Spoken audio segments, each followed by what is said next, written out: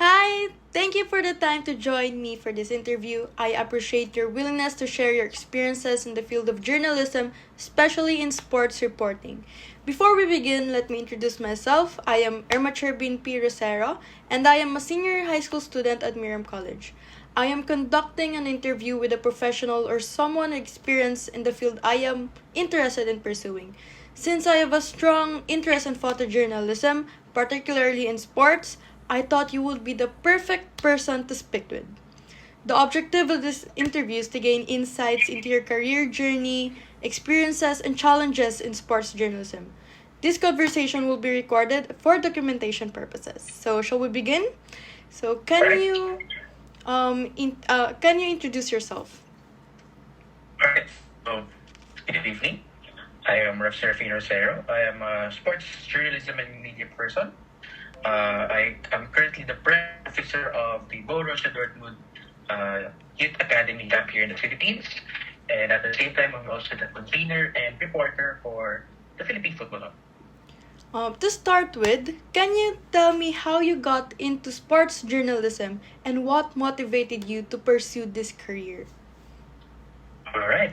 So, you want to know how I started? So, to start, I was born in Masbate, a province here in the Philippines, crazy about football. Um, like, if you think about it, here in the Philippines, yung main na laro basketball.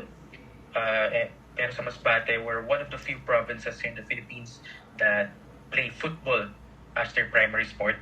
And yeah, I grew up sleeping, eating, and even breathing football. It's basically in my veins. And yeah, so that explains why I'm very into football.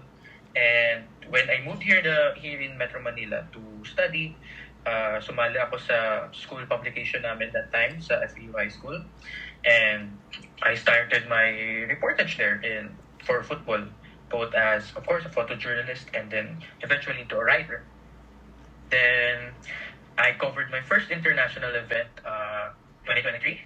Then my writing there, my work there, resulted in the Philippines Football League reaching out and recruiting me and eventually hiring me to be their writer for the 2024 season. So that's where my sports reportage career leapfrog, basically yung PFL, yung parang PBL equivalent of football here in the Philippines, it springboarded my career.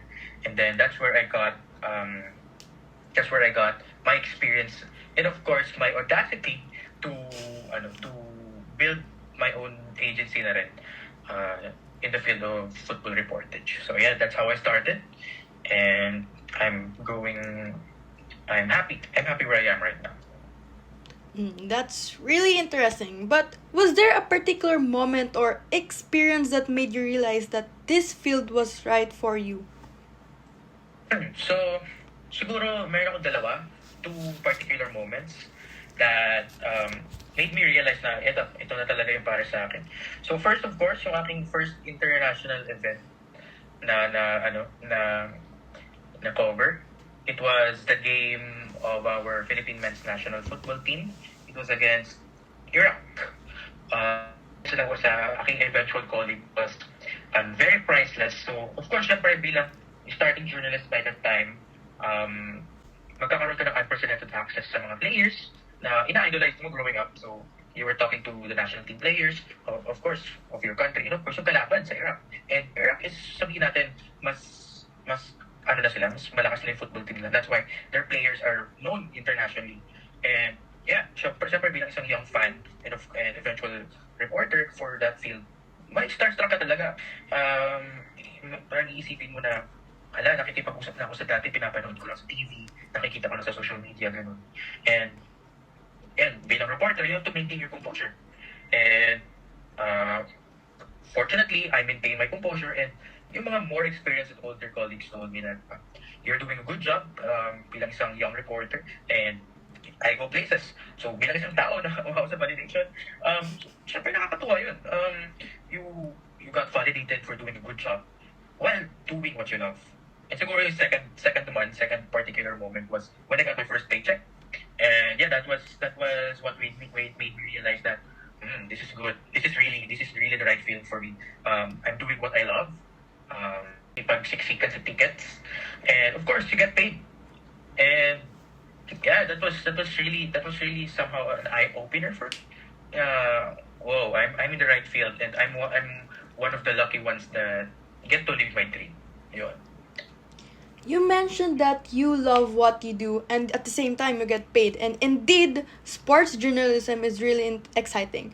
But I'm sure Mhm. it comes with challenges. What are some of the biggest challenges you've faced so far?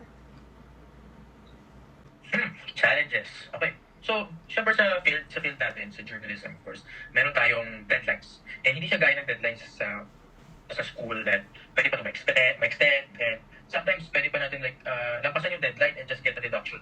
Sa journalism, hindi.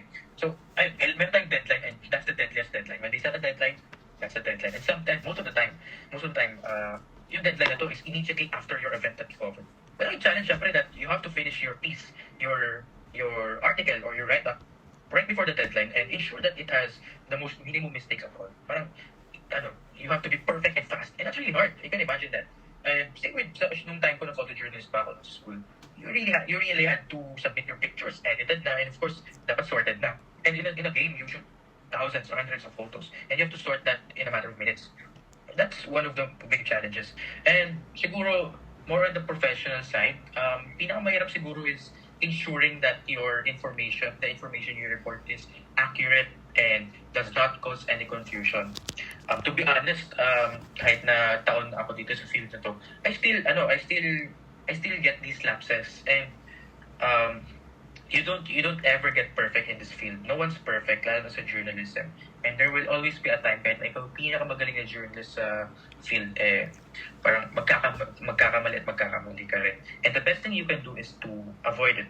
You have to be as perfect as possible, lalo na sa'yo nakasalalay ang public sa information na i-consume nila. Ayan. Wow, I really admire how you stay in your field even though the struggles, the pressure you got, you're still in the same field that you're in. And I love that you really love what you do. But that's Thank for you. all. Thank you so much for sharing your experiences and insights with me today. I have learned a lot about your realities of working in sports journalism, as well as the skills and dedication needed to success in this field. I really appreciate your time, and I hope to apply the lessons I've learned from this interview in my own journey toward a career in journalism and photojournalism. Thank you very much for having me too. Thank you very much.